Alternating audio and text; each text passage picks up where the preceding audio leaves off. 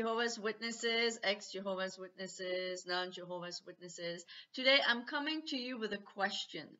Are Jehovah's Witnesses the kindest and most good-hearted people on the planet as they claim to be? So first of all, what does it mean to be good-hearted? Well, to be good-hearted, if you look into the dictionary, it means to be kind, to be generous, to be considerate, to be benevolent.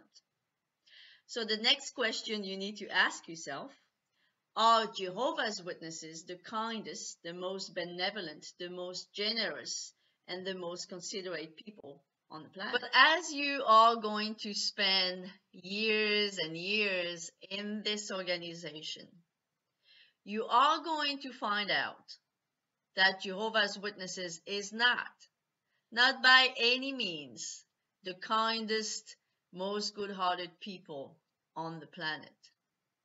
On the contrary, for a people that claims to be doing God's will and being chosen by God, you're going to hear some scary stories, you are going to experience some scary behavior that don't dignify someone that is supposed to be in the organization of God.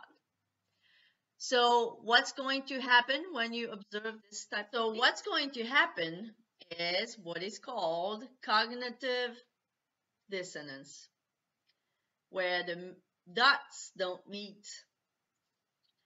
Because on one hand, you are taught that God's people, meaning Jehovah's Witnesses, are the best good-hearted people. But on the other hand, you're seeing too many individuals that are far from being good-hearted people. And another thing you notice is that there are people that are not Jehovah's Witnesses that actually display much better qualities than Jehovah's Witnesses. So you're starting to think, how in the world Jehovah attracted those people into his organization who are really obviously not good-hearted people? What did he see in them? And what does he doesn't see in those people that are actually benevolent, that are actually generous, that are actually considerate, that are actually doing good deeds to their fellow humans? What is it? What is the problem here? And that's why in this organization, there are so many people that suffer from cognitive dissonance. This is only one matter here, one subject, one topic we're talking about. The topic of being taught that we are the best people on earth and seeing otherwise. There are many others. So that was personally probably my first and foremost cognitive dissonance, was seeing, people that were not that good being in this organization, while people that, actually displayed very good Christian, whatever you want to call it, good qualities, that were not and will never be Jehovah's Witnesses. So, why is that? What is that happening? Another behavior that supports this belief of Jehovah's Witnesses is the way they treat people like me who left the organization. According to the teaching of Jehovah's Witnesses, if you've left the organization, it means that your heart turned into badness. Otherwise, you would have not left the organization of Jehovah's Witnesses. And in case you wanted to deny that Jehovah's Witnesses truly believe that they are the best-hearted people on earth, is the very belief that they have that at Armageddon, which is Jehovah God's war, all the people that are outside the organization of Jehovah's Witnesses will be destroyed. Now, they also believe that some people in there will be destroyed. But for sure, if you are out of the organization, it's no question about it. You are going to be destroyed. Now, they believe that they may have some black sheep, so to speak, in their organization itself. So sometimes you hear them say, they don't know, we don't know if we are going to be saved just because we are Jehovah's Witnesses. But they do know that you do need to be one of Jehovah's Witnesses to be saved. Because, again, only Jehovah's Witnesses are the right-hearted kind of people that God will save, because they are the best people. They are the best, good-hearted kind. So what happens here is that when you are still one indoctrinated witness, whether you are still in or even came out, as long as you are still indoctrinated, you actually still believe that Jehovah's Witnesses have to be God's people and have to be good-hearted people, even though they are showing sometimes otherwise. I know that years after I've left that religion, even though I never, ever, ever wanted to go back for so many reasons, I still, deep down inside, believed that if you had not accepted that message, it meant that deep down inside you did not have a good heart. So I so understand why there are some Jehovah's Witnesses that have that hatred against us apostate, talking about the organization, talking about things that's going on, because they truly believe that this is the true religion. They truly believe, that they are the saved people, the chosen people by God. So it's deep down inside the heads of Jehovah's Witnesses. They truly believe, even sometime years after they left the organization, that this is God's chosen people, and somehow, no matter what you're displaying, if you're not one of them, you're not a good-hearted person. And if you are one of them, even if you're a piece of trash, you are somehow, somewhere, a good-hearted person. Now, we all know that between believing something and actually it being so, there's a big difference. And that works in the case of Jehovah's Witnesses. While on one hand they believe to be the best-hearted people on the planet, on the other hand, they have no problem trashing you to the side of the curb if you leave the religion, if you leave their cult. And that works no matter who you are. You can be their son, their daughter, their father, their mother, their sister, their brother, or their best friends. Jehovah's Witnesses, when it comes to the leaders, teach the rest of the group to shun anyone that has left the religion.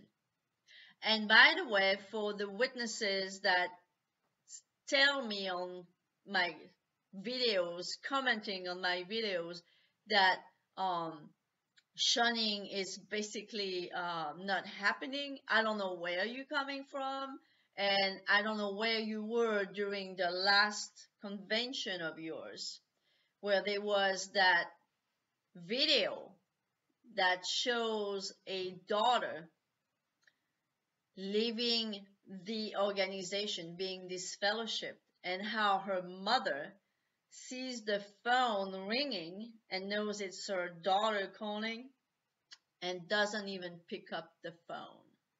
So do not tell me that shunning does not exist, or that my brother is shunning me in a way that no other witnesses do. That is not true. It's true that some witnesses take it more literally than others, and I would say the smarter ones would be the one who would don't take it as literally, but the one who really follow what the Watchtower Society teach them, they'll do it literally and they will really shun you to the death. Meaning, like in the case of my family, my mother dying without me knowing that she had died, knowing it 4 months later from the family lawyer. Okay? This is how bad shunning is if you're not one of Jehovah's Witnesses and watching this video. And this is what the best, good-hearted people on the planet are doing. So let me tell you something if you are one of Jehovah's Witnesses. And I will end with that. When you are listening to your leaders and shun your own daughter, son, mother, father, sister, brother, you are actually acting the same way as those who listen their leaders and bomb themselves in the middle of a crowd or take a gun and shoot people, innocents, in a crowd. Now you are going to tell me, well, we're not killing anyone. Really? You're not? Well, when you are shunning someone and that someone has committed suicide because of your shunning, because that has happened, I'm not making that up. Well, you are doing the same thing as those crazy dudes who are indoctrinated enough by their leaders to transform themselves into a human bomb or picking up a gun and shooting innocents in a crowd. You are doing the same thing. Just that instead of killing 100, 200, or even 1,000 people at a time, you're killing just one at a time. But you are as blood guilty. If you are going back to your Bible that you're saying you read all the time and know so well, you know that according to the Bible, it's the same if you kill 1,000 people or if you kill one. So your shunning has brought upon blood guilt, has brought blood guilt upon you. And as far as showing brainwashing and irrational behavior, you are showing the same type of behavior as those people who transform themselves into human bombs. Because you are a human bomb for your family member that has left the organization. I went through a lot of pain and suffering because of my brother's shunning. So you can't call yourself the best, the most good-hearted people on the planet and practice your shunning under the hat of it's God's will. Because that's what those people do. The people who bomb other people in big crowds, they are doing it just like you in the name of God. But what truly happens is that they are listening to wicked human beings, wicked leaders. But that's what you are doing too. You are not doing anything for God because God does not want you to do that. Whatever God you want to believe in, no God would want you to do the shunning thing. Because God doesn't give a crap about those things. But what you are truly doing is following wicked leaders or deluded leaders, which is the same thing. People, men, who are lying to you and make you do crazy stuff, just like the one who make people bomb places or shoot into crowds.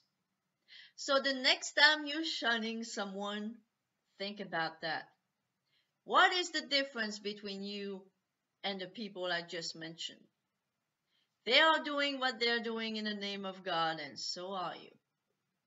So, to answer the first question, are Jehovah's Witnesses the best good-hearted people on the planet as they claim to be? Well, my short answer would be no, they're not.